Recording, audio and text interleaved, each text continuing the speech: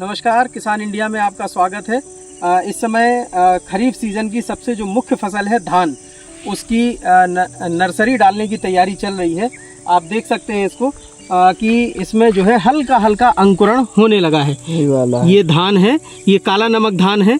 हालांकि ये सिद्धार्थ नगर में बोई जाती है, पूर्वांचल में सबसे ज़्यादा ये होती है। और इसमें ये सफ़ेद जो आपको अंकुरण दिख रहा है, ये धान को 24 घंटे से 48 घंटे पहले पानी में गलाया जाता है। फिर एक दिन ये जूट के बोरे में गलाई जाती है। अब इस साइड से आप देख सकते हैं कि बोरे को बाहर से ये अंकुरण दिखाई देने लगा। ये जो सफ़ेद सफ़ेद दाने दिख रहे हैं, या जो ये इसकी जो जड़ें हैं, ये अंकुरण है। और धान ने अब जो है अपने किल्ले फोड़ दिए हैं, पीका इसमें निकल आया है।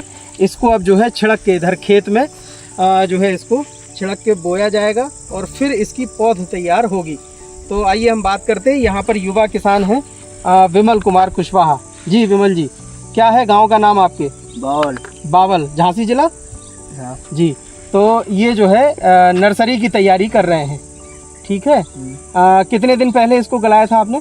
2 दिन पहले। 2 दिन पहले गला दिया था पानी में। हाँ। फिर ये जूट के बोरे में क्यों डालते हैं? मुकुराना काले गर्मी की वजह से। अच्छा, जिससे इसको, हाँ, ये धान अभी हाथ में ली है तो ये गर्म निकल रही है, टेम्परेचर ज़्यादा है और इस टेम्परेचर बढ़ने की वजह से इसमें ये अंकुरण हो गया है। अंकुरण हो गया है तो अब जब इसे खेत में डालेंगे तो बहुत जल्दी से इसमें जो है पौध तैयार हो जाएगी। कितना समय लगेगा पौध तैयार होने में? 1.5 महीना। 1.5 महीना नहीं, इसके वो निकलने में, ये जो अभी आज हमने डाल दिया बीज, पौधा कितने दिन में? 1-2 दिन में निकल आएगा? 2 दिन में। 2 से 3 दिन में निकल आएगा और फिर 1 महीने में ये तैयार हो जाएगा। ये तो 2 मतलब 1.5 महीने। 1 से 1.5 महीने में। यानी आज अगर 23 जून को इसका बीजारोपण किया जा रहा है, नर्सरी डाली जा रही है, तो यूँ मान सकते हैं कि 20 जुलाई के बाद ये तैयार हो जाएगी खेतों में लगाने के लिए। तो धान की जो है तब फिर रोपाई शुरू हो जाएगी। अभी बारिश हुई है, 3 दिन की ये बारिश है। खेत आप देख सकते हैं यहाँ भरा हुआ है, पानी है, पूरी तरह से मिट्टी गीली है। इसमें खाद भी डली हुई है गोबर की और इसकी जुताई कर दी गई थी बारिश शुरू होने से पहले। मानसून आ गया है और अब इसीलिए मानसून की आवक के साथ ही जो है इसकी धान की छिड़कने की तैयारी शुरू हो गई है। और अब यहाँ पर जो है ये किसानों ने लगभग सभी खेतों में आपको दिखाई देगा कि किसान अपने धान की जो है वो नर्सरी डालने का काम शुरू कर चुके हैं। यहाँ पर इसी खेत में एक हिस्से में दूसरी किस्म की धान जो है वो डाली जा चुकी है उसकी नर्सरी के लिए। और ये जो है अब काला नमक धान जो है वो नर्सरी के लिए डालने का काम शुरू हो गया है। शाम के समय इसलिए डाला जा रहा है जिससे कि दिन में अगर धूप तेज़ निकले तो पानी गर्म ना हो और उस गर्म पानी में इसके पौधरोपण की जो पौधे निकलने की गुंजाइश कम रहती है। तो इसलिए शाम को डाला जा रहा है जिससे कि इसको रात की पूरी ठंडक मिले। अभी अंकुरण हो ही चुका है और सुबह तक इसमें जो है और ज़्यादा अंकुरण बड़ा हो जाएगा, उसके अंकुर बड़े हो जाएंगे दाने के, तो जो है ये फिर मजबूती के साथ जम सकेंगे, जमाव अच्छा होगा।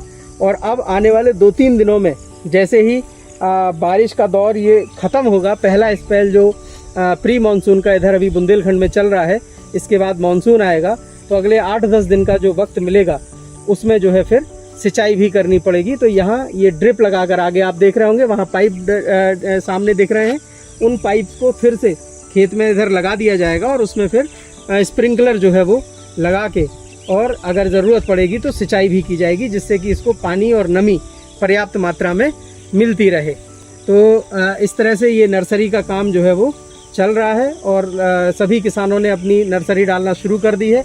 ये बुंदेलखंड इलाका है, यहाँ अभी DSR पद्धति से धान की बिजाई नहीं होती है क्योंकि यहाँ ज़मीनें बहुत ज़्यादा ऊसर हैं और ऐसे में यहाँ पहले पौध तैयार की जाती है, फिर उसको पौध को जो है खेत में ट्रांसफ़र किया जाता है। धीरे धीरे किसान अपनी सोच को बदल भी रहे हैं और DSR पद्धति को अपनाएंगे। हालांकि कुछ किसान हैं जो डायरेक्ट छिड़काव करके धान को खेत में बोते हैं जिससे कि पौधरोपण करने का जो काम है उससे बचाव हो जाता है और दूसरा किसानों की खेती की लागत भी थोड़ी सी कम होती है। तो झांसी से किसान इंडिया के लिए निर्मल यादव। सर का पसीना जब माथे को आता है वो किसान है जो अपने दम पर फसल को उगाता है। आन है, बान है, शान है, किसान है। किसान इंडिया, चलेगा हल, बढ़ेगा बल।